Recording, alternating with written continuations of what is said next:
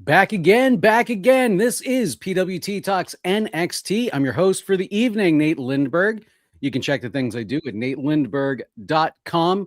Since you're hearing my sultry tones, that means Kelly doesn't love us anymore. He's not here again. Kelly just forgot he had something to do this week. And so is what it is. Hopefully he'll be back next week. Actually, should be back for our VIP roundtable for Stand and Deliver this Saturday. I think Kelly and I should be recording right after Stand and Deliver gets over. So for VIP members, you should be able to listen to that pretty quickly. So since we had such a great time last week, we asked him to do it again. Sean, thanks very much for joining us once again, man. Appreciate it. Yeah, no problem. Glad to do it again. No, Kelly, he does love us. He just, decided to go away from us again for another week, but it's okay. I'm glad he'll be able to do this Stand and Deliver show. So as long as he's able to do that, we're all good. Everything's good in the world. Ryan says, knew you'd be back. Once you go NXT, you don't go back. So there we go. We've got you. We got you reeled in. Yeah, it's fun. It was a fun show to talk about. That's for sure. Yeah, no, a lot to talk about. This show was, it's funny, leading up to the show, they kept billing it from Madison Square Garden, but this took place, I can't remember the name of it. They never actually mentioned the name of the venue. It's, I believe, shares a building with Madison Square Garden, but it's the smaller of the venues. So even though they build it at Madison Square Garden leading up all the way to tonight, I never heard them once say Madison Square Garden. I just heard them say, we're in New York City. Whatever. Yeah. I do think he said, I will say, I think Vic at one point said something, the theater at Madison or in Madison Square Garden or something like that. I forget the theater name, but I think he did just one, but it was only like one time though. He didn't do it very often. That's for sure. Yeah. Okay. Yeah. The theater. Like once you said that, it popped in me, it popped in my head. Ryan. Yep. The theater. Yeah. Pile Driver Pete is complimenting my display of masks behind me. So, hey, Pete, thank you. I got more. I just zoomed out a little bit. You can see what's going on back there. Anyway, enough about my stupid 3D printing obsession with masks and shit on my wall. We had NXT tonight coming from the theater in Madison Square Garden. This show, to me, felt more like a PLE than it did a traditional Wednesday. Wow, we haven't been on Wednesdays in years. It's Tuesday. Than a traditional Tuesday night NXT episode. Very wrestling heavy tonight. Not as many backstage segments or talking segments, although we still had a few that we'll talk about. But very wrestling heavy. Like I said, this was an interesting go home show because it felt like a PLE. We're leading into a PLE, but this felt like one. So I don't know. Interesting feel for tonight. I'm not complaining about it. I'm just merely giving an observation. I thought it was overall. I thought this was a fun show. Let's talk about our main event. These are two names that I think a year ago, if you told me we're main eventing a go-home show in Madison Square Garden or the theater in Madison Square Garden, I might have been like, wow, really? But I'm so glad that I can say Lola Vice versus Ren Sinclair was our main event tonight. NXT women's, the number one contender for the NXT Women's Championship. The winner of this match would go on to face JC Jane at Stand and Deliver. I believe this match went 13 minutes and 30 seconds. Although we did not quite get a clear and definitive winner. You gotta love it. You gotta love it when another referee comes down and decides to interject himself in the original referee's decision. Mm-hmm. Halfway through the match, we saw a Fatal Influence make their way down the ramp and looking to interfere. One of the referees, it's not Adrian Butler, but the other guy. I can't think of his name. They kept saying the names Adrian Butler. I know him. I can't think of the other guy's name right now. But the other guy, the other referee, comes out from the back to stop Fatal Influence because that's the thing referees do all the time is make sure that nobody interferes in matches like that. Right. Anyway, he comes down, makes sure they don't interfere. and they kind of stand there for a little bit. The Right. finish the match saw Lola Vice put a series of different submission moves on Kendall Gray. Eventually, Kendall Gray was able to reverse one of them into a fisherman suplex and bridge it for the pin. She gets the 1-2-3. Adrian Butler, hey, ring the bell. We got the 3 count. Mike Rome gets on, and the winner of your match. And the mic cuts out. The other referee gets in the ring, was like, no, no, no, no, no. Kendall tapped it too. Kendall tapped it too. And they went back to the replays. And sure enough, Kendall Gray tapped out during the 2 count, or at the 2 count before the 3 count was made. So technically, Kendall tapped out before she won the match. So the 2 referees are going back and forth. Hey, who won? Who won? Bringing Shawn Michaels, the Heartbreak Kid, our general. Well, no, he's not the general manager. That's Mr. Stone. He's he's the more general manager, the generalist manager. I don't know if he actually has a title. He does have a title. I don't know what it is. The head honcho. Whatever. The actual head honcho. Head honcho. You know what? That's like the most Shawn Michaels title ever. Yeah, head honcho HBK. That's officially his title. Head honcho. Comes down and tries to sort things out, but they can't do it before the show goes off the air. So leaves everything kind of up in the air, up in chaos. What's going on? We don't know who's facing JC Jane for Stand and Deliver. Stand delivers on Saturday, so unless they do something on social media, we probably won't find out who this is going to be until either the countdown to Stand and Deliver about an hour or so before Stand and Deliver on Saturday, or during the show proper. I'm thinking maybe triple threat. I don't know. But that's where we are. So, Sean, let me throw to you. What did you think of the match? This chaotic finish, and how do you think they'll resolve it? So, I thought the match itself was actually pretty well worked. I thought it was good. A lot of good technical stuff. I thought from both ladies. I thought they both looked good as far as the technical aspect, trying to put a lot of, holds on each other, trying to get tap outs and things like that. I think they did some good, they were pretty. I thought it was pretty fluid. It was better than I was expecting in that regard. Kendall, I do. Like I said, the little bit I've seen her, I like her, and I thought she did a good job in this match. I mean, Lola, like I said, has some appeal. I just, she's not somebody I've necessarily loved that so far that I've seen of her, but I thought the match itself was good. I just thought the finish was so ridiculous and so overbooked and so just so WWE like. I just don't understand why we have to go to this kind of stuff. We've seen this stuff where they tap before the thing. The ref, like you said, comes out when Fatal Influence comes out and stay away, don't interfere. Okay, like the other referee doesn't need to come out to do that. Like if they're going to interfere, it's going to be what it is. But another referee doesn't need to be there for that. And then to try to overrule the other ref, and then just the craziness afterwards.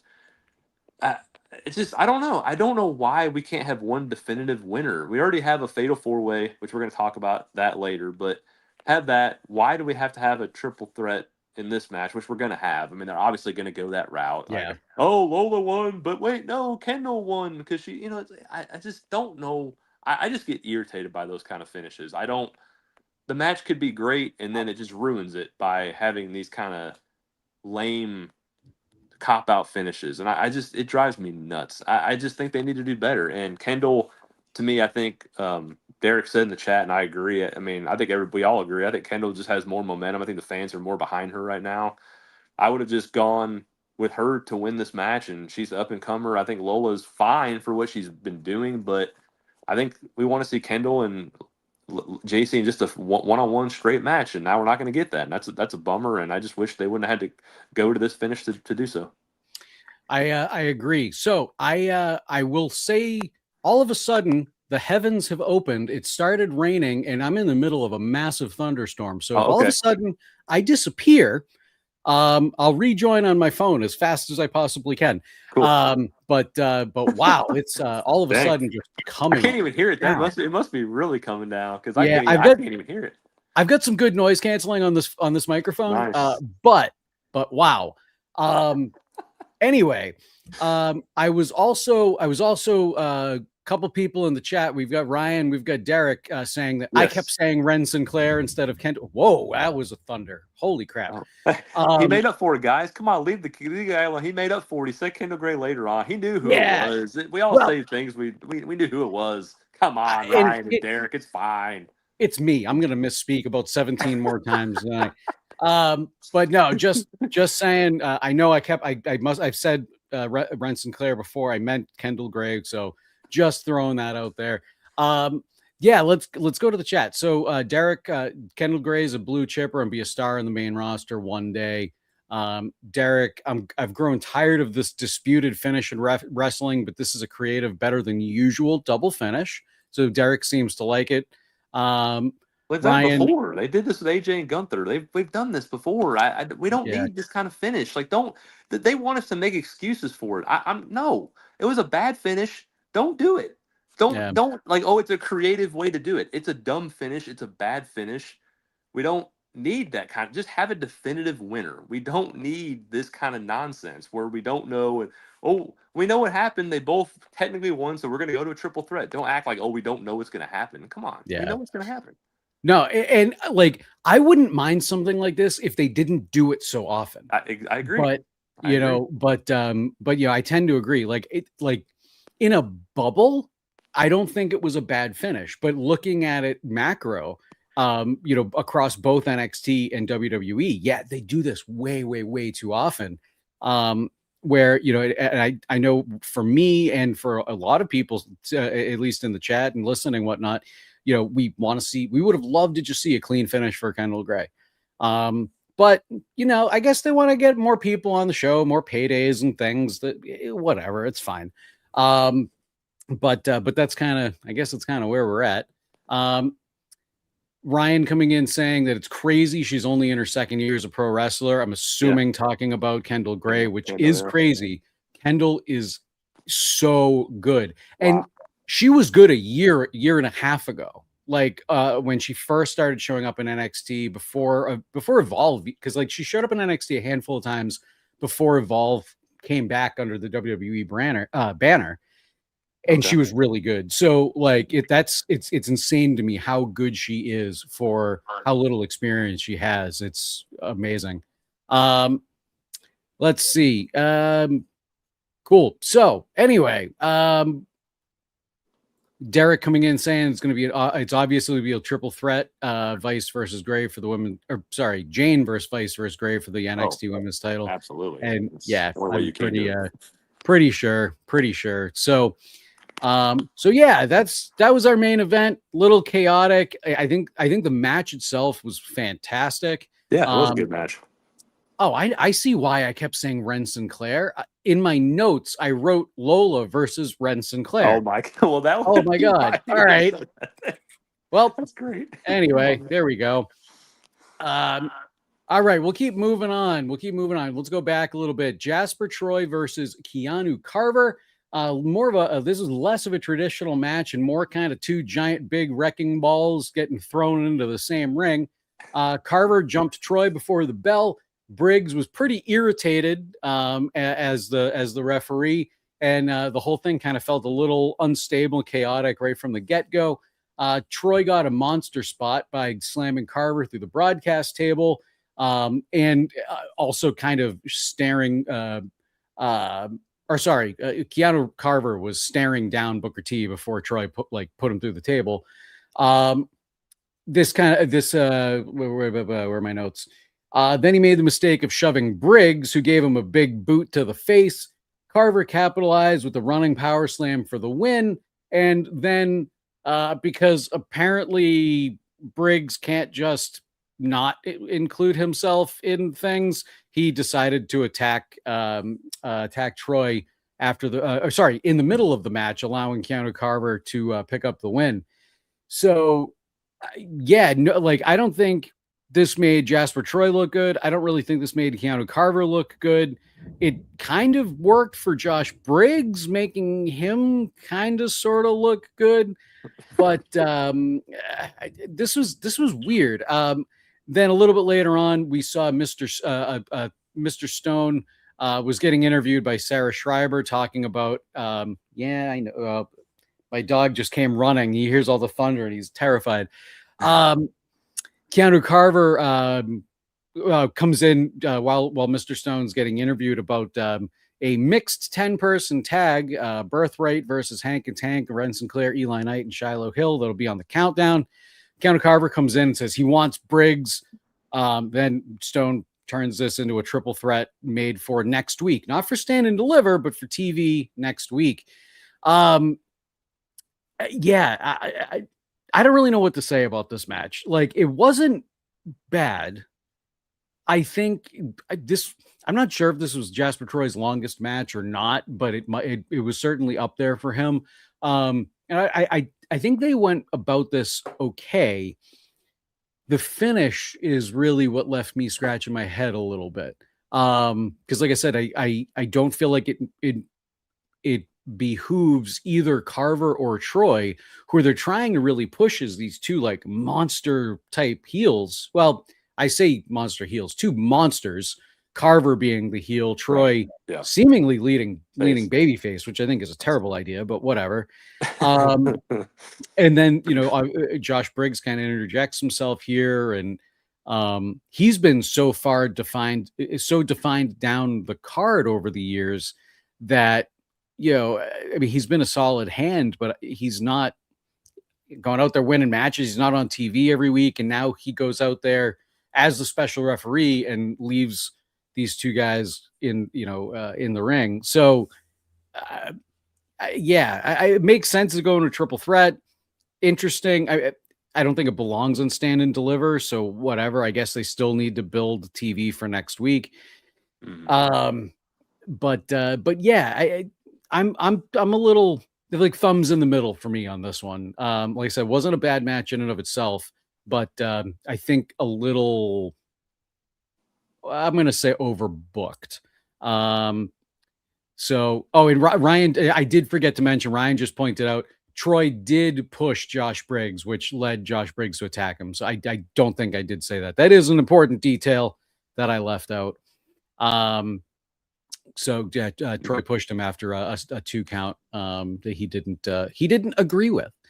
So Derek in the chat, if you believe ratings, AEW's beaten NXT 5 times in the last 12 weeks. Before that, NXT on the CW held a dominant 61-6 record. I missed the dominated African NXT era. And me too. It was a good time. It was definitely a good time. I don't really look at ratings super often anymore. Yeah, I used to. I like when I first started listening to like Wade and and reading the Torch, like, wow, probably a good 10 or 12 years ago at this point. I was all over ratings and everything, and now it's not. I don't know. Things are so weird with Nielsen and all of that at this point, but still, I mean, it's still a decent metric to look at. But yeah, all right. Let me throw to you. What did you think about the match? And the finish and this upcoming triple threat? Yeah, so I haven't seen, of course, a lot of these two guys because I hadn't been watching NXT a whole lot lately, so I hadn't seen a lot of Jasper. I mean, he seems okay. Keanu has a cool look about him. Like he's got a cool heel vibe to him. Like I think there's something there. I mean, like you said, he's pretty young, pretty green, of course, because he's just hadn't been around for that long, but on NXT TV. But he looked. I mean, I did think, like you said last week, and we were talking about, it could have gone really wrong. And I don't think it did that. Like, I think it was okay for what it was. I mean, the powerful stuff they did was fine. It's just, to me, when they said that Josh was going to be the special referee, you just knew Josh was going to get involved, or there was going to be something with Josh in the middle of something. Like, you just knew it was going to get all that kind of, that stuff was going to happen.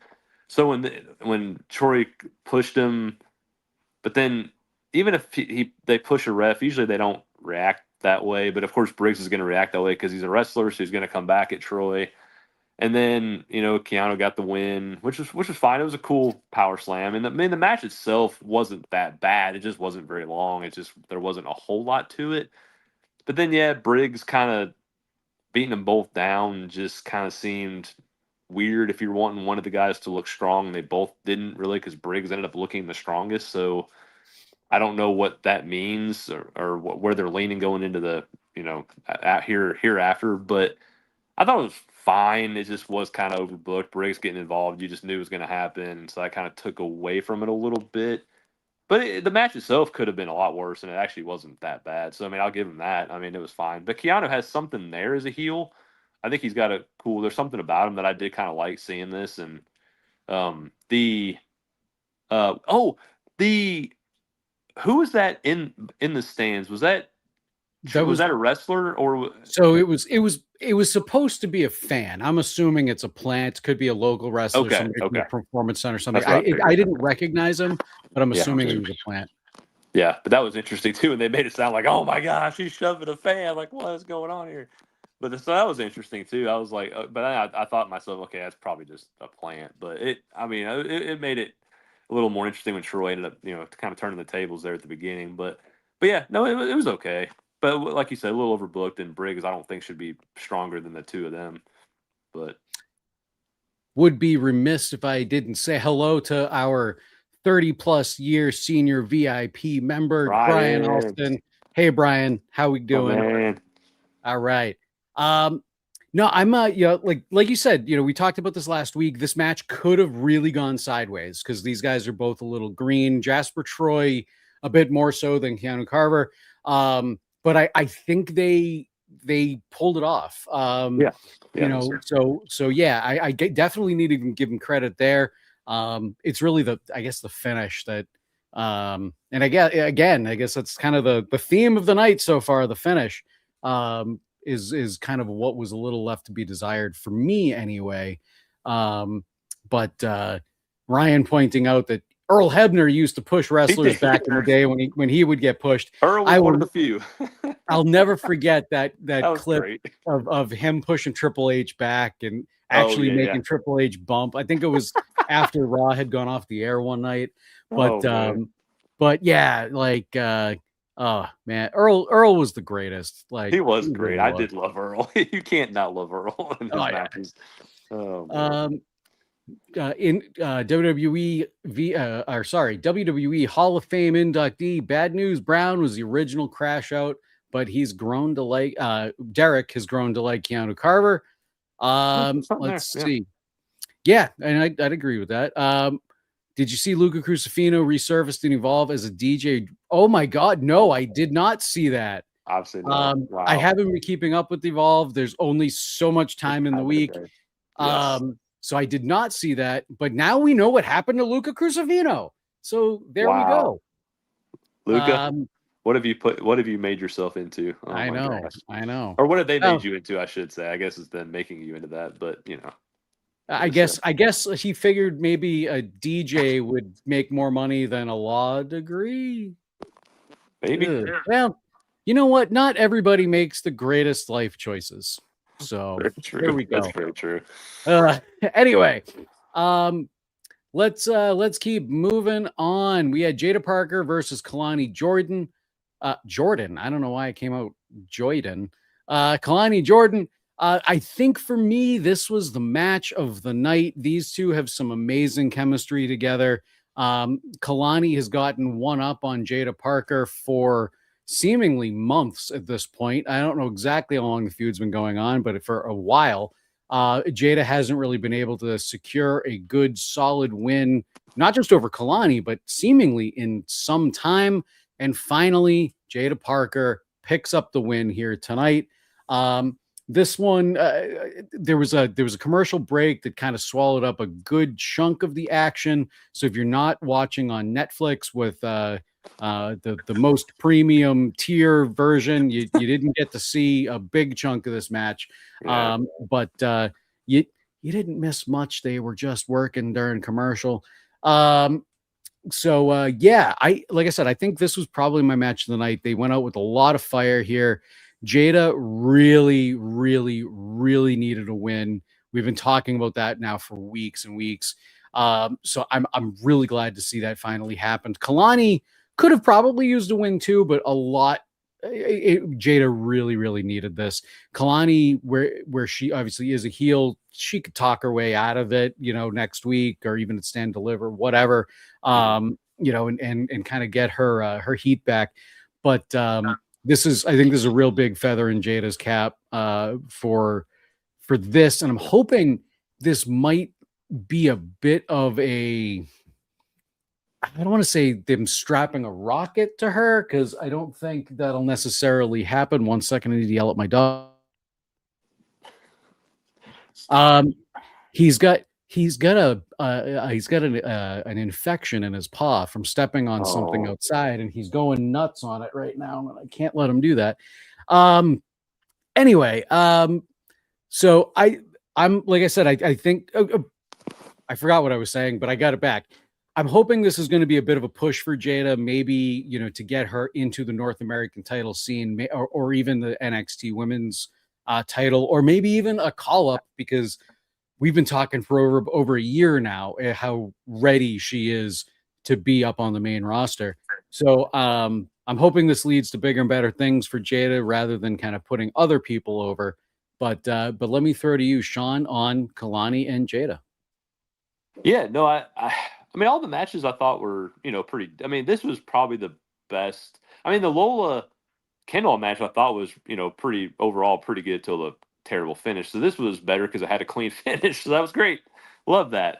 Amazing. Why can't we do this all the time, or 90% of the time? But anyway, right? That's a whole nother story. Kalani, yeah, I mean, she did good heel work in this match. I did like what she did. I do, the more I see her, it's like, okay, she's getting away from a little bit of the babyface moveset that she had. I mean, she still does the moonsault there, for her finishing move, which looks cool for would be a babyface, but now she's a heel.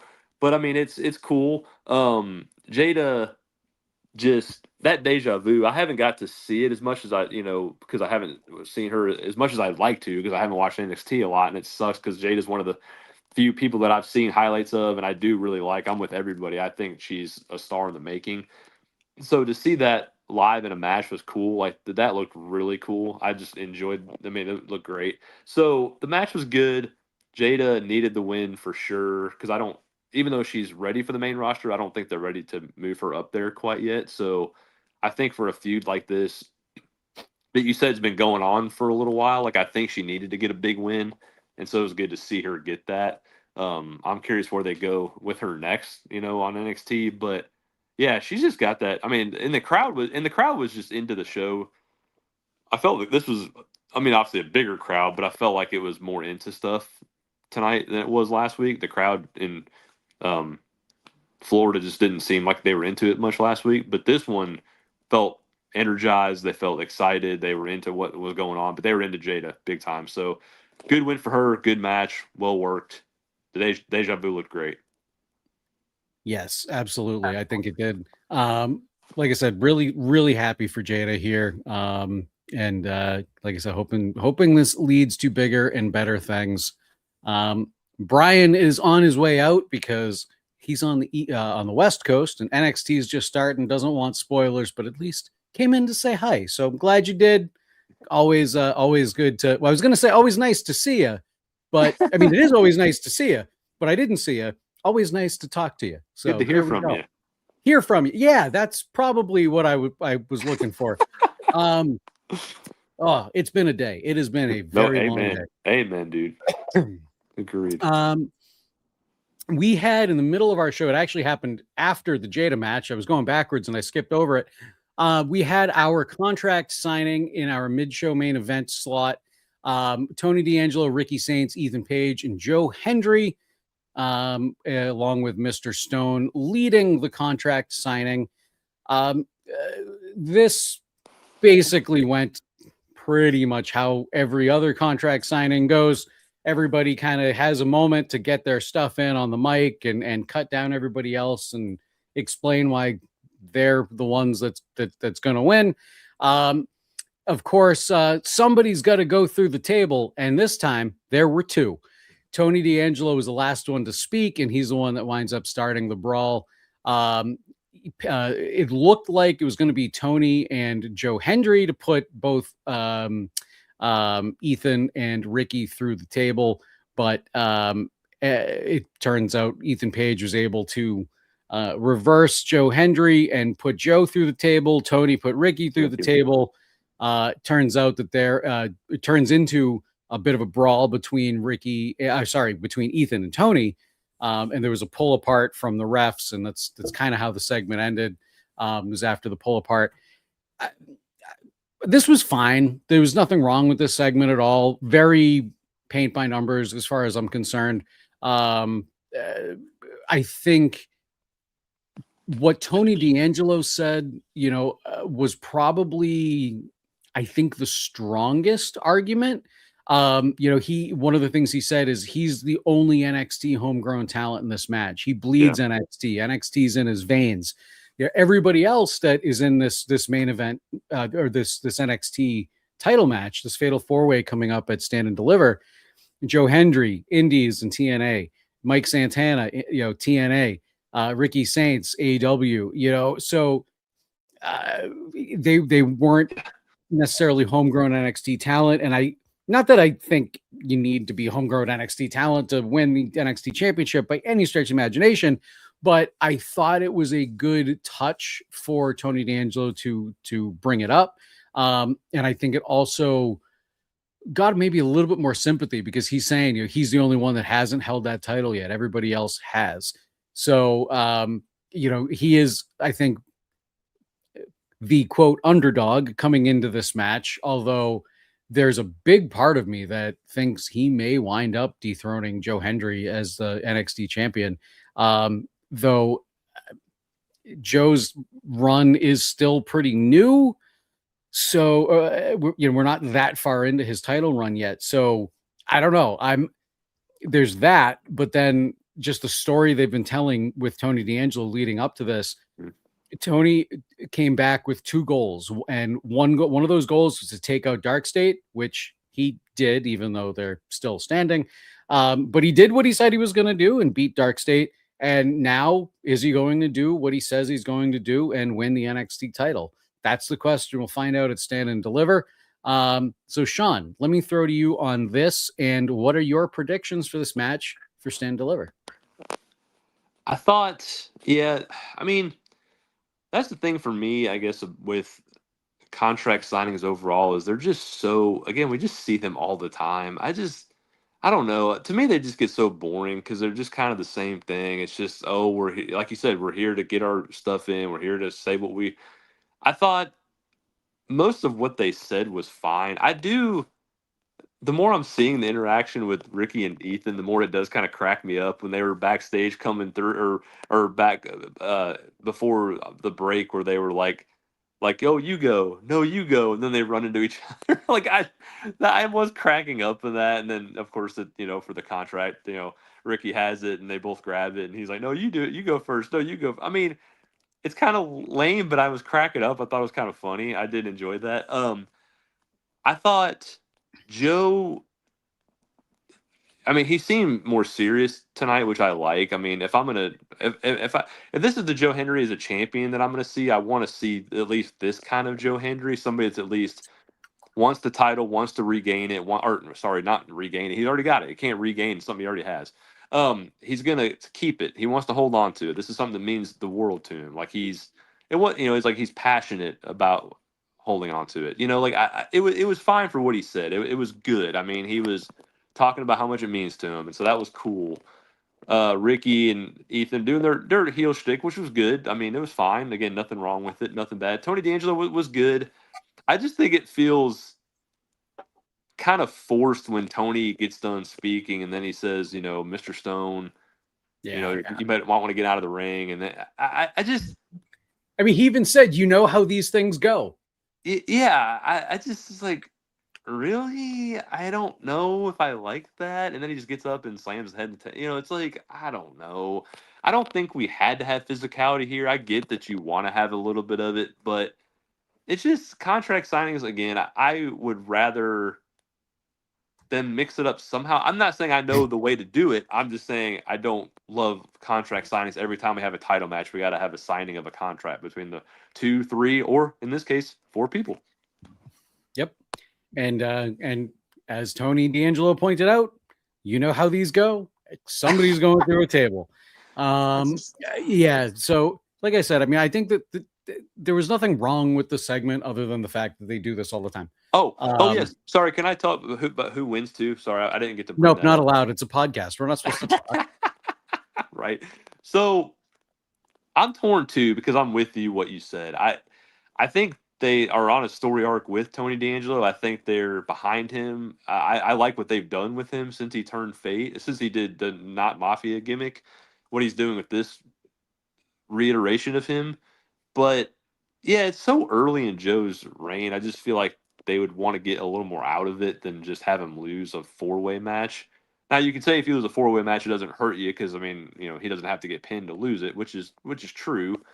But it's like, I don't know. I would rather just in a match like that, I would rather have just Joe retain. I think Tony can win it in a better way, in a different, in a more one-on-one way, and tell an actual story with it. And so I would have Joe just retain if it were me. No, and I mean, to be honest too, Joe kind of was the last person in this feud. Like, there was everything going on between Ricky, Ethan, and Joe, and then Tony was like, "Oh, hey, yeah, I also want the NXT title," and kind of interjected himself in it. So it does maybe, in a way, maybe feel a little, for lack of a better term, I guess, rushed. But it is, it is what it is. I agree. I think maybe it would be better for him to win it in a singles if he does win it. Derek in the chat says, Tony, I don't know if Tony D'Angelo will ever go to the main roster. He feels like the old senior. And yeah, he kind of does. Yeah.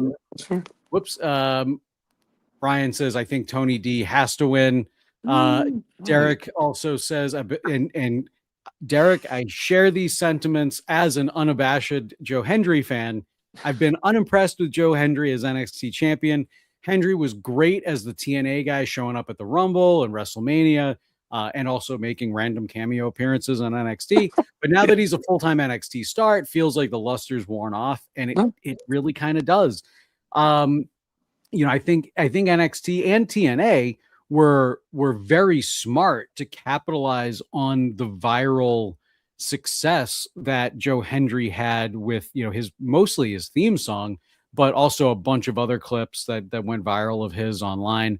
So I think they were very smart to capitalize on that. But as all memes do, things start to kind of die out after a little while, and I do feel like that is happened to Joe Hendry. I hate saying it because I love the gimmick all the way through. I believe. But I you can even tell from the crowd reactions for Joe Hendry, they're still good, but they're not nearly the pop that he used to get. So I mean, maybe and this is I guess a little devil's advocate or whatever, but I mean, there's a possibility maybe WWE and the NXT brass, they're not super happy themselves with Joe Hendry, so maybe they decide, fatal four-way, a good way to get the title off of him without him taking a loss, like you pointed out, or something along those lines. I don't know, but it definitely does feel, or Joe definitely doesn't feel as special and as important as he did when he was kind of just showing up at random. But I guess also too, we weren't expecting him to always show up at random because he wasn't necessarily signed. Now he's signed, we expect to see him every week, and then you get a little bit less special that way. Right. That little saturation of believing. All right, let's what do we got here? Derek says the most iconic contract signing was Andre versus Hogan for WrestleMania 3, Magnum TA versus Nikita Koloff, best of 7 for the U.S. title, and Dusty versus Tully Blanchard for the World TV title and 50 grand. Man, I'll say, Derek, number one, I know how big of a fan he is because you can't just look that stuff up. Because at first I was like, no, he's got to be looking this stuff up, right? You don't look that stuff up, man. That would take forever to look that up. Derek knows his wrestling, man. Good for you, dude. I love when you have these facts that I would never remember any of these. So that's awesome.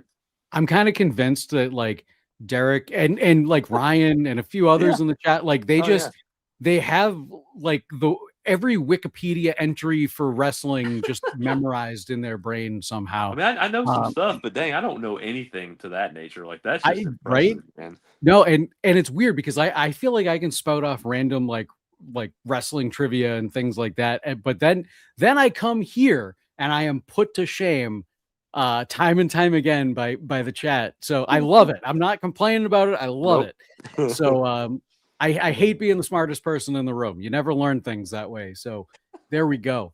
All right, let's keep on keeping on here. Our second match of the night was Los Americanos, Rayo. I do that every time. Rayo and Bravo versus Birthrights, Uriah Connors and Stacks in the tag team tournament finals. This was actually pretty fun. Now, so we're going to Los Americanos ended up picking up the win. We're going to see them go and face Vanity Project at Stand and Deliver. This I thought this match was actually, like I said, a lot of fun. They Bravo and Ariana Grace did the Shawn Michaels Melina spot, kind of where Stax and Ariana started they started dancing on the outside with Ariana's with Grace's back turned. Yes. Was it Bravo? Yeah, Bravo. Oh, it Bravo? Okay.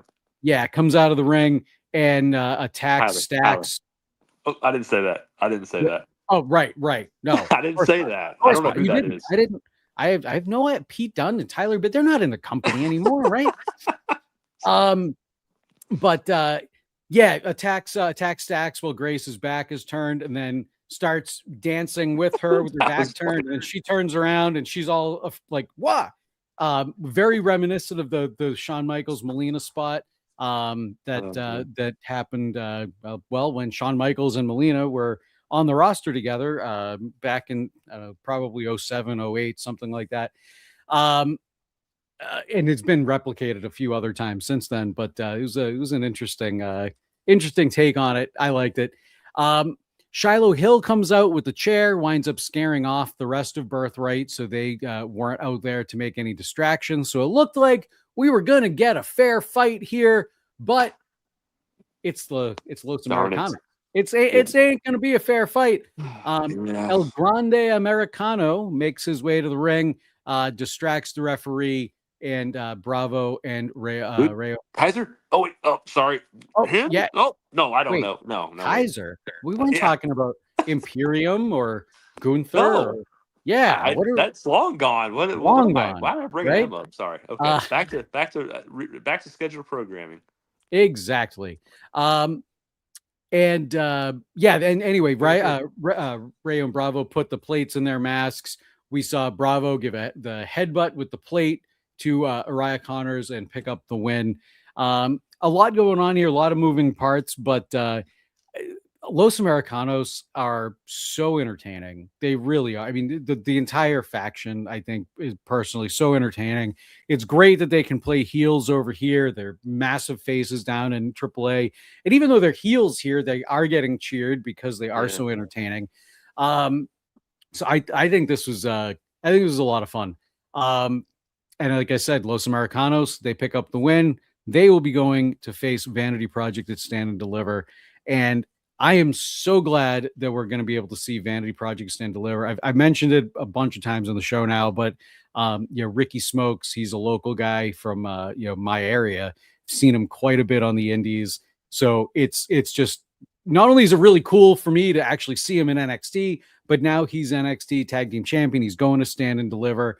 Like, I know the people that trained him. Like, it's really cool to see him get this spot. So anyway, let me throw to you on our tag team tournament final. Yeah, I have, definitely some mixed feelings. I mean, I see what you're saying, Nate. I see where it's kind of enjoyable. No, you're not. You're good. You got to agree with me, man. It's not allowed. I don't know. Like, they are entertaining, of course.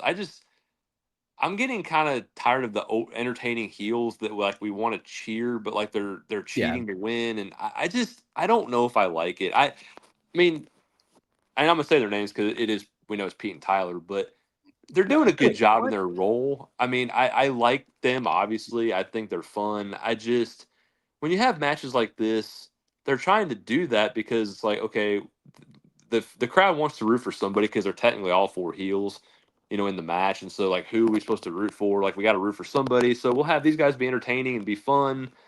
But then, again, they cheat to win. El Grande interferes and they cheat, and it's like, I don't know. I mean, it was a good match. I mean, it was a well worked match. Obviously, I mean that part was cool. I mean, I like the way they worked with each other. I just Stacks is, he's pretty good. You're right. I don't know much about him. I haven't seen as much of him, but he was in this match. He was fine. I thought he did a pretty good job. I just, and then you have the match with Los Americanos, Rayo and Bravo, who have done a good job again. But then they're technically heels going up against Vanity Project, who are heels. So it's like, who are we? We're going to have the same issue, I guess. Like, we want to root for Los Americanos, but they're doing heelish things. Like, I don't like the wishy washy back and forth. We're entertaining, but we're heels, but we want to cheat to win. I don't Yeah. know. I'm torn on it. The match was good, but that was just iffy for me. I didn't necessarily like that part, but I mean, heels cheat to win, but it's like, we're rooting. I don't want to root for heels. I want to root for good guys, and these are Yeah. not technically good guys, and so that kind of bothers me a little bit. No, and I can totally understand that. I absolutely understand that. So it's definitely not for everybody, I guess. And we are allowed to have differing opinions, so that's totally fine. Thank you, Nate. Um, I yes, appreciate that. yes, Even if the chat disagrees, it's okay. I yes. definitely don't care. I'm gonna state my opinion, whether people agree with me or Oh yeah, not. That's what opinions are for. People agree and they disagree. I love it. Bring it. me Bring it on. Bring it my, on. my ex-wife, she primed me for that quite a bit Oh, for 11 mine years. too. So, Mine oh too. yeah, Yep. there we go. Absolutely. Yeah. Yep. So I'm fine with stating my opinion and getting yelled at for it. No biggie. Anyway, enough of that. Yeah. So like I said, I definitely hear where you're coming from. And can certainly understand that. And that is criticism that I've heard quite a bit. For Los Americanos, whether it be other people on the torch or things on Reddit or whatever, or other places online. So yeah, but I it's going to be interesting to see how Los Americanos get if they kind of play if they continue with their usual shtick Yeah. as heels, but they're in the face spot, because that's kind of how I feel like this match is going Yeah. to wind up being booked. Oh yeah. But Absolutely. but yeah, it should still be an entertaining match. I I'm I can't see Los No. Americanos winning Vanity this. Project has to retain. They're Yeah, young, up and like coming. Let them retain. Let them. exactly. Like Yeah. let them get, even if it's not a clean win, and Jackson Right. Drake, I'm assuming Jackson Drake's going to wind up getting himself involved in this, as will El Grande Americano, I'm sure. So but yeah, I think Vanity Project really needs to retain here, and keep that momentum going, because I mean they weren't necessarily all over the show tonight, but like I said, tonight was really more of like a PLE type of a format than a standard like TV show. But they've been on in multiple segments just about every night. Right. So I think it's definitely keep that momentum going. Plus, Los Americanos, their main event or their main roster stars, their AAA stars. I don't necessarily want to see main roster stars holding NXT Gold, and I'm going to sound like a hypocrite when we get to Johnny Gargano, but that's Uh-oh. okay. Um, Uh-oh. I know I love Johnny Gargano. I, Anyway, yeah. um, but that's neither here nor there. But it not only do I not necessarily want to see it, I just think with their schedules, it would be kind of nuts for them to be be defending the NXT Tag Team Championships. It would wind up being a pretty short run if they win them because of their main roster schedules. So yeah, I mean, unless they were to win them and then lose them in short order back to Vanity Project or something. But I don't really think that does anything for anybody there. Nope. So we'll see. Derek in the chat. NXT has a history of great tag teams, but for some reason they only have a few that could ever have succeeded on the main roster. such as the Revival, now known as FTR, Street Profits, DIY, Enzo and Cass could have been great. And Kelly's not here, so I will say, yes, I think Enzo and Cass could have been great. Kelly could not stand them. I actually really liked Enzo and Cass. I don't think Enzo is a person I would ever want to hang out with. I think I might want to end something. I'm not going to finish that sentence. It's the internet, so whatever. But yeah, I think it'd be super annoying in real life. But Enzo was somebody on the mic that he was so different from everything else that we had heard, on a week to week basis at that point. Like they were really over. And I think if Enzo was able, both Enzo and Cass were really able to kind of keep clean up their act a little bit and keep their things together, they could have been big. I want to say, Derek, I want to push back on it. I don't agree. Like the Revival, the FTR they did not do a good job with them on the main roster at all. They had some good matches. I don't think they ever won the titles. If they did, it was only once, and Vince made them a joke. I mean, I don't think they succeeded. I really don't think they succeeded. The Street Profits, yes, they've won the tag titles, but their characters are all over the place. It's been a mess for a long time. I don't know they won the titles, but were they like one of the? I feel like they've botched a lot of them on the main roster. I think DIY the same thing. They didn't really do much of anything on the main roster. Yeah, I kind of disagree with Derek on that one. I mean, other than the Street Profits, maybe I'll give you that one, but the other two, I don't think they fared very well once they got up to especially the Revival when they got up to Vince Land. He ruined them pretty quickly. Yeah, it sucks. It really sucks that every time I think of the Revival, I think of that scene where they were shaving each other's backs and the Usos. I know. Oh God, that was so bad. Like to this day, that is the first thing I think of when I think of the Revival. When I hear FTR, I don't like that doesn't click. But if I hear the Revival, that's the first thing I think of. But yeah, so Ryan coming in saying that they're FTR was a 3-time tag team champion on the main roster. Well, they didn't do much to me. I think they got kind of. Yeah. I don't think they got picked very well. They could have done so much more with them and DIY. I really wanted to see them break DIY up and have Johnny and Tommaso go back to their like NXT feud and kind of get back. That was a crazy feud. Man, that telling that story again on the main roster would have been so good. But whatever, we didn't do that. So instead, since we're here, let's talk about the sit down between Miles Bourne and Vic Joseph. Vic was asking Miles Bourne about his journey, how he wasn't even on Stand and Deliver last year, and this year now he's defending the North American title.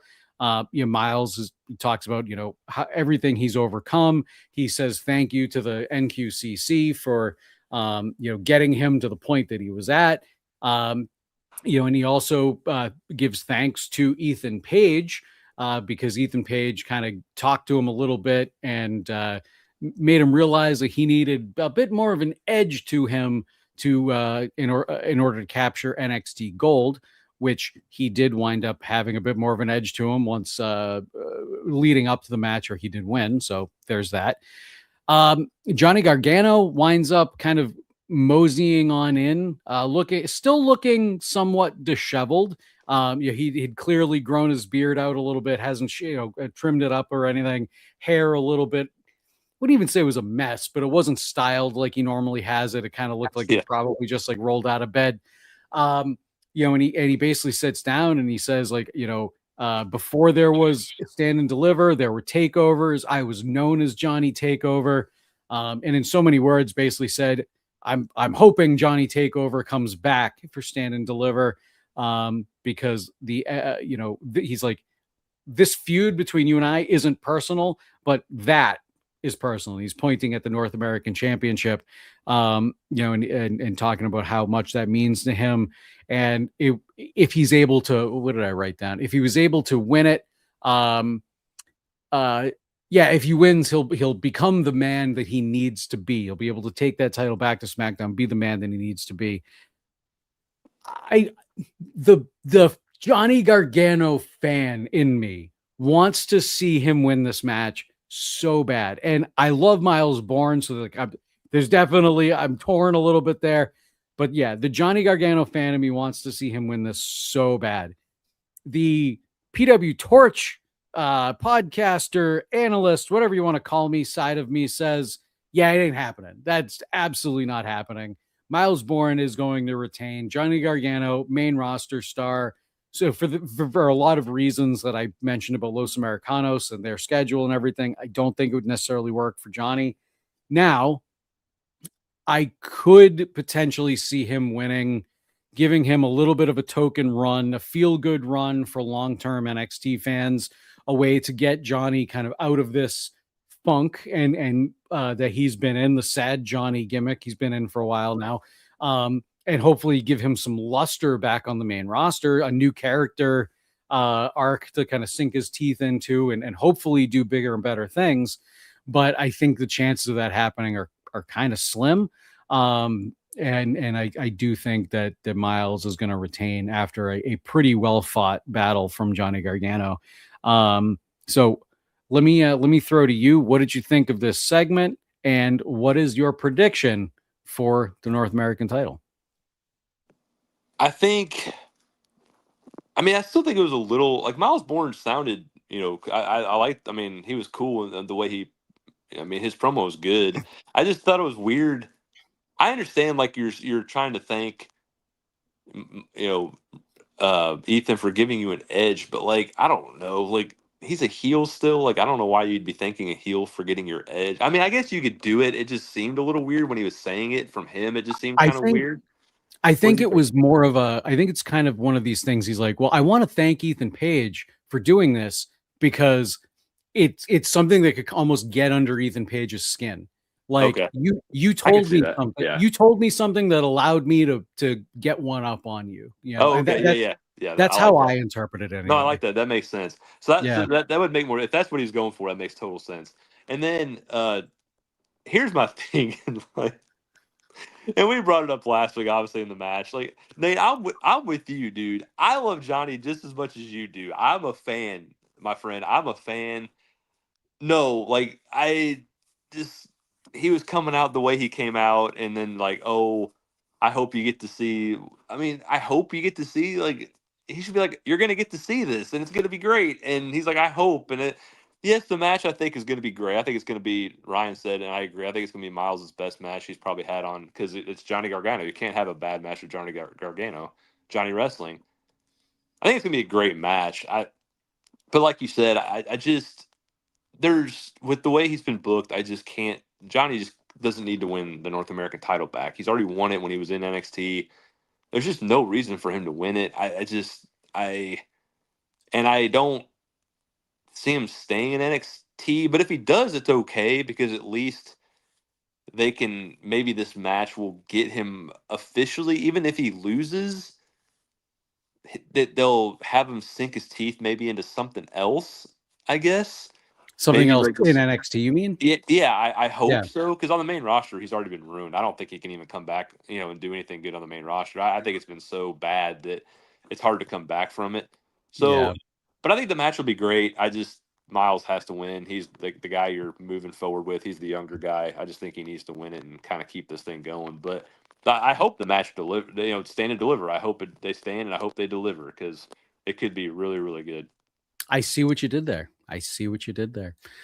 Whoops, that was wrong. I'll click on that one in a second. Pile Driver Pete says it's a good use of veteran Johnny to put over Bourne, and I think it's a great way to do it. Ryan in the chat says, I think Johnny's going to start a faction with Motor City Machine Guns. That is also a very, very good possibility, and I'd love to see that, because Machine Guns are, they are unbelievable, and I think maybe a little underutilized on the main roster. as is Johnny very clearly. So maybe kind of putting them together, could give both, like, shine some light on both of them, and breathe new life into them. That's what I was trying to say. Breathe new life into both of them, or all three of them. I like the idea of Johnny coming back to NXT. I don't think it's going to necessarily happen, like coming back like semi full time or full time. Because like you said, he's been so defined down on the main roster really since his call up. I mean, DIY had a couple moments, but on the main roster, but that is about it. So Johnny is so beloved in NXT, even to this day, that, like, I don't know. I think it would be good for his career. I think it'd be good for the fans. Even though the NXT roster is pretty stacked right now, I think they could probably make room for him, especially if a few people wind up getting called up, from the men's division. So, because we are around stand and deliver time, so it is time for call ups and things, or has been historically. So you might see it again. So yeah, all right. Let's talk about the only match we haven't talked about yet: Dark State versus OTM and our TNA champion Mike Santana. So Mike coming over from TNA to help out OTM. Mike Santana has had an issue with Dark State for quite some time now, dating back to, God, I think even before Bound for Glory this year. It was before Bound for Glory. So Mike, I think, was a perfect person to come in to try and help OTM get one over on Dark State for a couple different reasons. He already had history with Dark State, but also, we talked. I think we talked about this last week. Mike Santana, I think, just his character would be the perfect, like, front man for OTM. So the professor brought it up. PhD. Okay, I knew we had talked about it. Oh yeah, that's right. It was in Kevin's email. Which, thank you. I need to check emails. But it was in Kevin's email from last week. So I think this went really well. I'm not super high on Dark State as a faction. However, I do like all of the individual members of Dark State. I think Saquon Sugars is really a big standout for me. Even Dion Lennox is a standout. We didn't see him in this match, obviously, but but he's kind of the leader of the faction, and I think I think he might have. I don't think it's going to be like a super high ceiling, but I think he's going to have a bit of a higher ceiling than where he's at right now. If booked correctly and all of that, and they kind of see a good direction for him in that sense. But yeah, I thought this was a good match. We saw OTM do their double team move, which I don't know what the actual move's name is called, but as they did it, Booker T shouted out "Rockabye Baby." I hate the fact that now I'm going to associate that phrase with OTM's finishing move, and I really hope that's not the actual name of the move. But that's what was said, so that's what I wrote down in my notes. But they hit a double team move and then pinned Sugars for the win. I believe it was Bronco Nima that got the win, got the pin over Sugars. I don't know if this is going to necessarily. I think this might be the end of the feud as it stands between OTM and Dark State.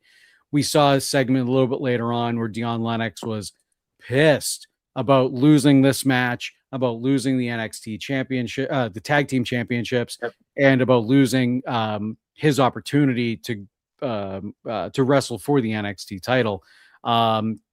Actually, no, sorry, losing the ladder match for the NXT title. That's what I meant to say. And kind of rushed off afterwards with some sort of a plan. So I think this might be over for the feud, and we probably I'm hoping this might lead Dark State to be a little bit more vicious than they have been. It's like, again, I've talked about this many, many times at this point, but I mean, when Dark State came in, they first debuted, it looked like they were going to be like anarchists and, be going to throw the show into chaos and all that. And they did for a week or two, but that was about it.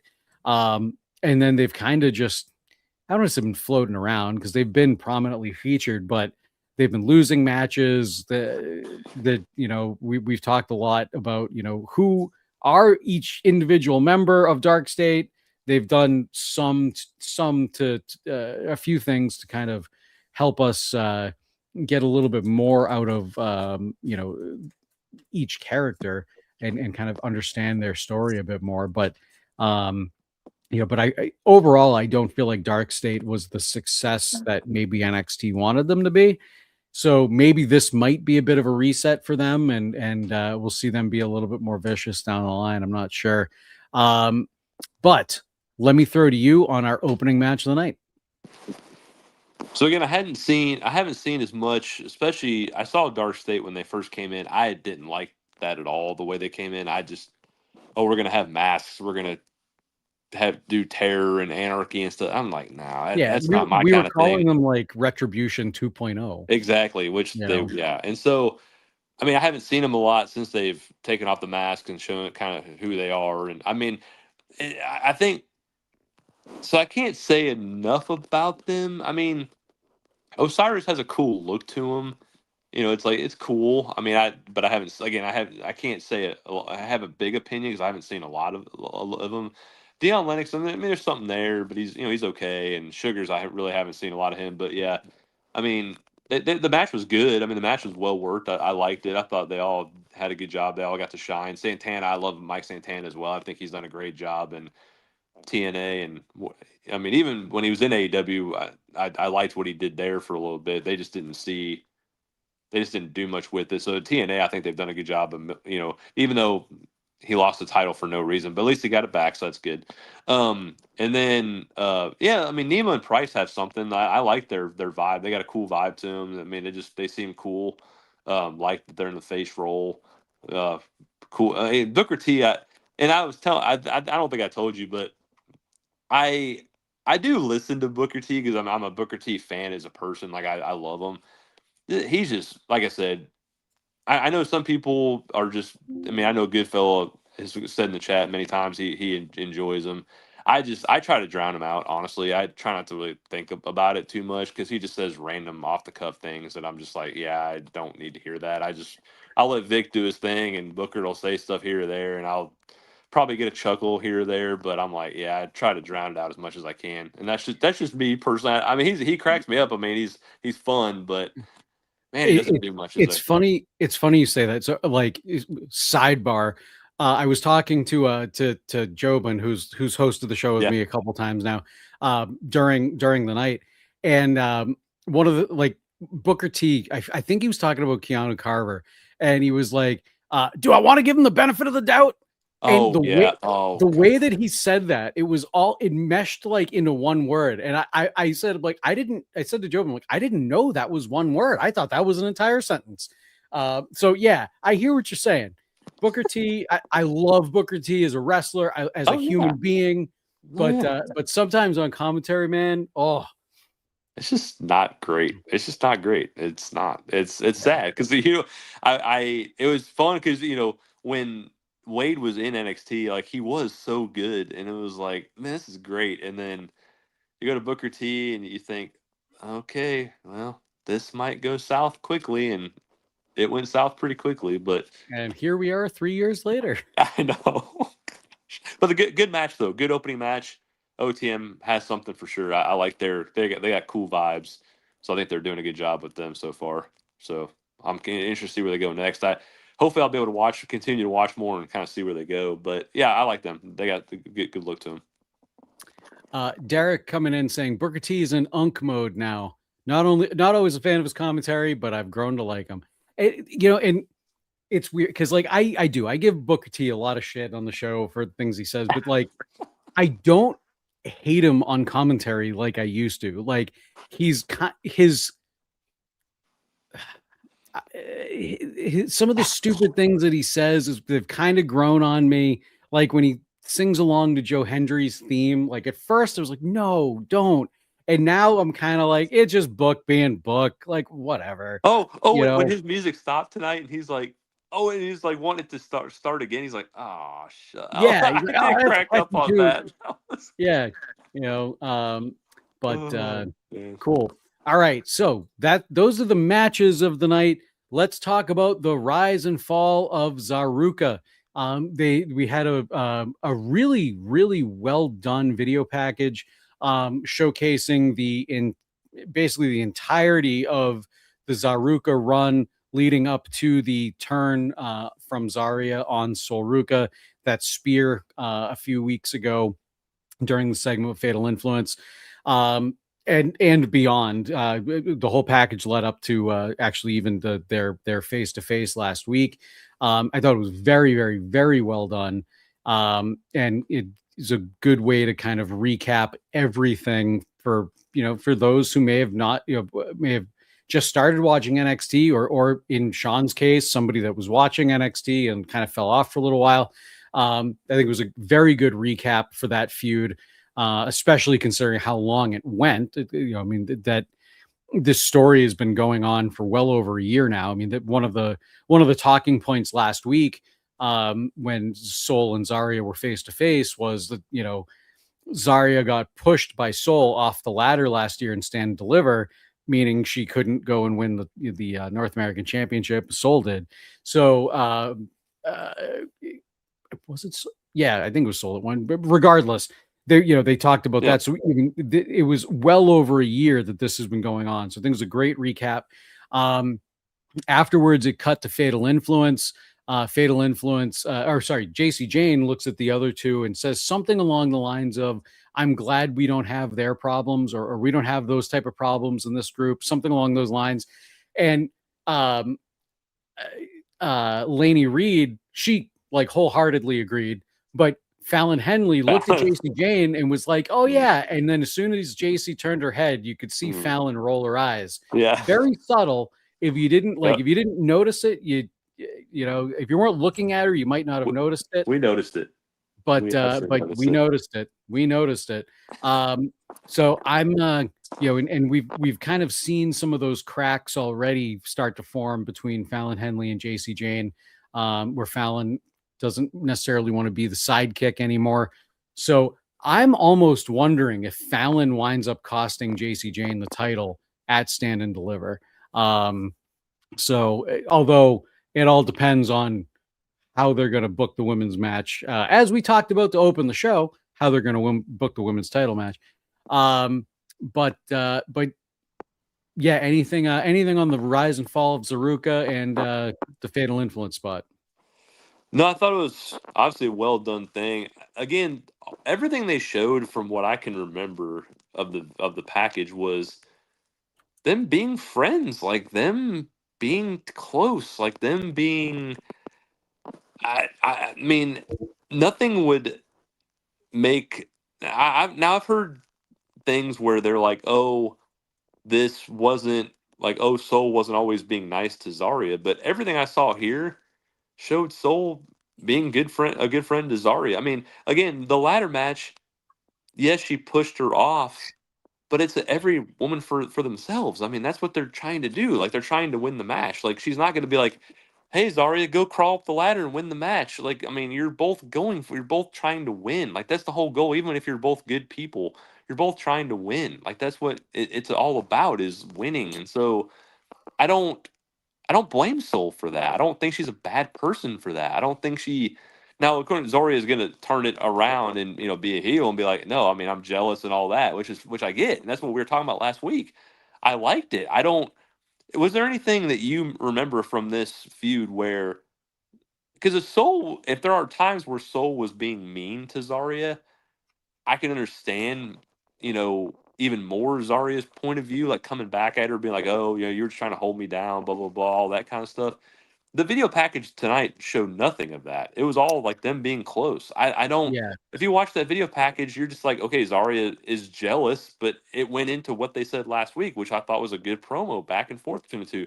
Soul feels like she, even though she was winning titles, which if I'm watching TV and I'm seeing what I saw, she earned them, didn't cheat to win them, didn't do anything bad to win them, did what you would do as a face to win them. And Zarya would obviously, I understand that perspective. She would get a little jealous, like, hey, I want those titles. I want to win those titles. But, and using it now as a heel tactic to say, you held me down, even though I don't think she did. But I've heard people say she did. I don't think so. Nothing I've seen. I didn't see all of it either. And I've said I didn't see every Yeah. episode, so I didn't see the whole year feud. I don't know.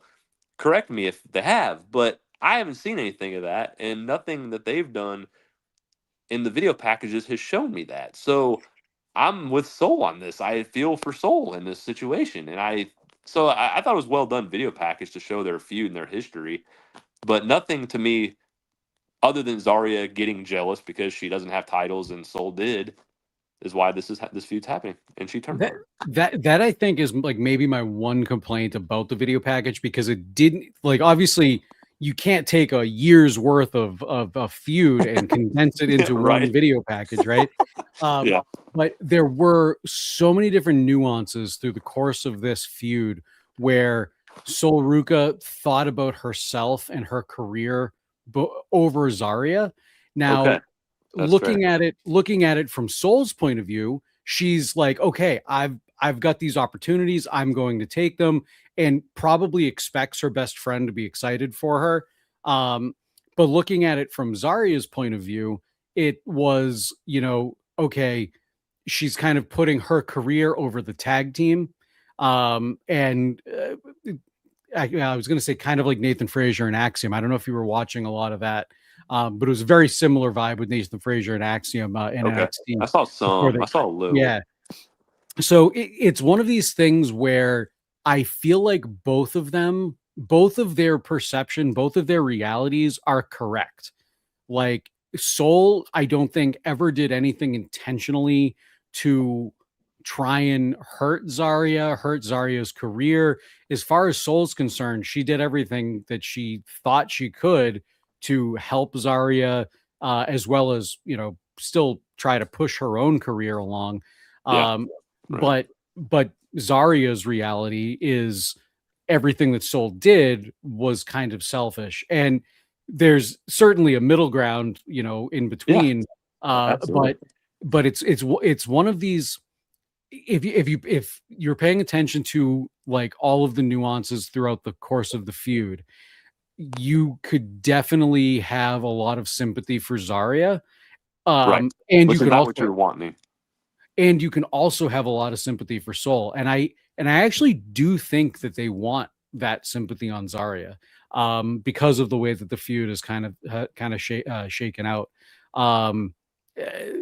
It's yeah, like I said, it's very nuanced, and a lot of that nuance didn't necessarily come across in the video package. Right.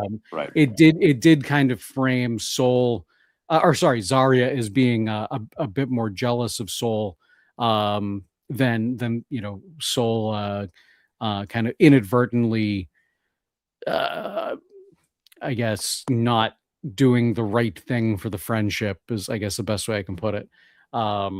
So yeah, I hope that kind of answers the question. Yeah, it was an interesting, like I said, I for what they did, for what I saw, and that's what I'm saying, it hurts me. It's annoying to me because I haven't got to see the whole year feuds. I haven't seen every little nook and cranny of it, and that's what kind of bums me out. Because but everything I saw, it made sense.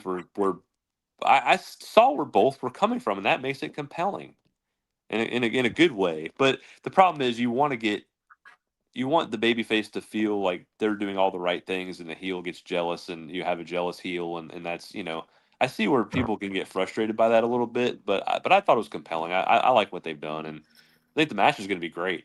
So I'm excited for the match. Oh yeah, no, I can't wait for that match. It's like I said last week.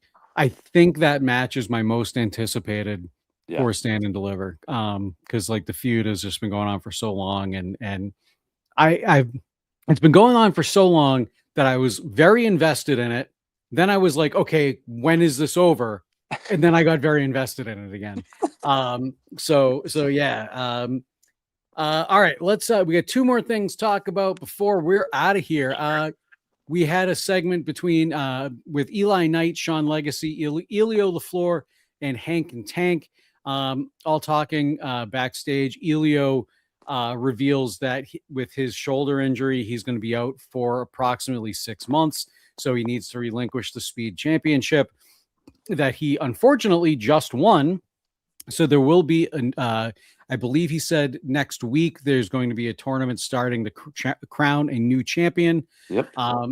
Ren Sinclair comes in and basically, as the women's speed champion, comes up to the men's speed champion, Elio, and I'm so sorry about your injury and yada yada. She didn't really get to say a whole heck of a lot before Shiloh comes in laughing about Dark State, and Hank and Tank's like, hey, I don't know if it's really appropriate right now, but and then Shiloh kind of maniacally laughs and goes, I've got an idea, and runs off. And his idea was to interfere in the Dark State match. So there was that. The other segment that we haven't talked about yet was Tatum Paxley calling out Blake Monroe, saying that she wanted her title back. Blake Monroe winds up coming out to the ring, holding the NXT North American Women's Championship. And obviously Tatum wants her title back. She says as much, but she says she also has something that Blake wants. And she's like, an opportunity for a match at Stand and Deliver, which I thought was kind of weird to frame it that way. Like, I've got something you want, an opportunity. Like okay, all right, but whatever. She winds up. It worked. She's like, Tatum said to Blake, like, wouldn't you rather be on Stand and Deliver than sitting at home? So basically, this kind of. We knew it was going to probably be a Stand and Deliver match, but it is now officially a Stand and Deliver match. This wound up turning into a bit of a tug of war over the belt. Very reminiscent of Brock Lesnar and Roman Reigns playing tug of war over the undisputed champion or the Universal Championship or WWE Championship. I forget. There've been so many different world titles in the main roster. I don't remember which one. I think it was WWE. The black strap WWE Championship, but whatever. Very reminiscent of that. Yeah. Blake drops the title. Tatum hits her with a clothesline or something. Blake powders out of the ring. The title is lying there, right there, just for Tatum to grab. Just get it. No. And Tatum looks at the title, makes a face like, "Ooh, there it is," and stalls for a moment, allowing Blake to jump back in the ring and grab the belt. Like, clearly, I think there was a bit of a mistiming, like a small mistiming there. And Blake didn't grab the belt as fast as she probably should have, because it made Tatum look a little dumb. The belt's right there. That's the thing that you want back. And you didn't just go dive after it. You let Blake grab it and run back out. Yeah. That is my only nitpick about the segment was just that, and whatever is what it is. But I think overall, I think it was a well done segment between the two. Tatum mentions that Blake has that dark side, and Tatum says that she's got a worse side. Yeah, darker. I guess darker. Darker side. I forget exactly how she worded it. I think it was supposed to come off a little bit more dark and menacing than it did. It didn't really get much of a crowd reaction when she said it. And even when she did say it, I just went, ooh, that almost sounds cringe rather than scary, but whatever. So on those two segments, the one with Elio LaFleur giving up having to relinquish his title, and then Tatum and Blake Monroe. Yeah, the Elio stuff with the speed title, I haven't really seen a lot of it, so I don't have a lot to add. The speed title is just kind of there. It's it's whatever. It's fine to have some quick matches, but it's just I'm not a super fan of it. It's kind of whatever.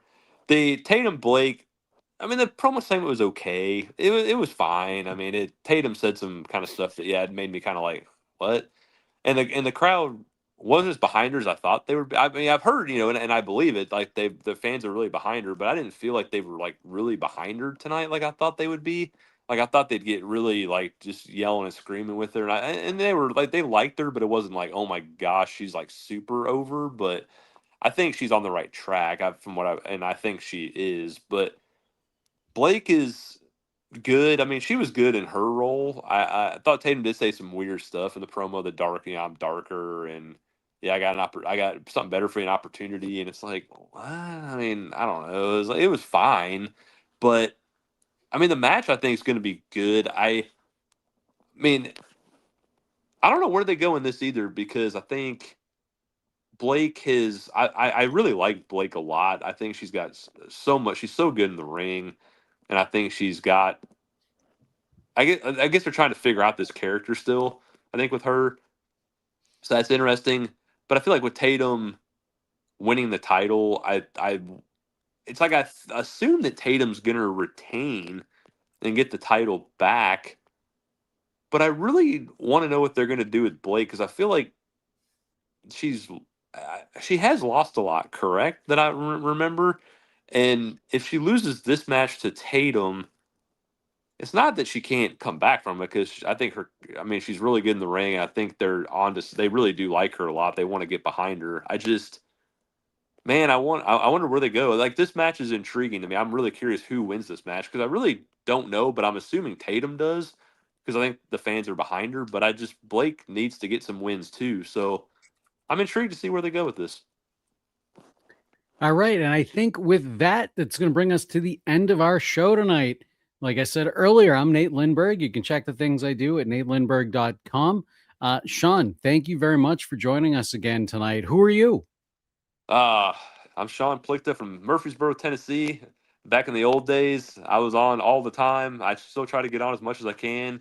I'm still on X and a little bit on Blue Sky. Not a whole lot on either one because social media is weird now. But yeah, just I'm try to get on Wade shows and any show I can to talk wrestling. It's always fun. Nate, thanks for having me on again. It was a blast. Yeah, no, glad you could do this, man. Glad you could do this. It's like last week was the first time we did a show together, like proper. We Two did it weeks in a again row. this week, and I'm hoping we'll do it again. So Awesome. yeah, very definitely appreciate it. Definitely appreciate it. Always a good time. Um, and I'll let Ryan say it this week. Horseshoe.